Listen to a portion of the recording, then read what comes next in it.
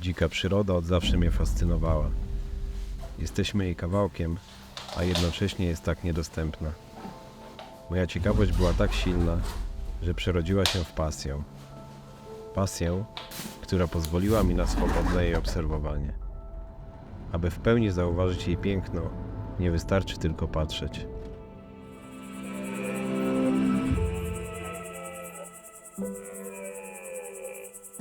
Trzeba słuchać, dotknąć, poczuć.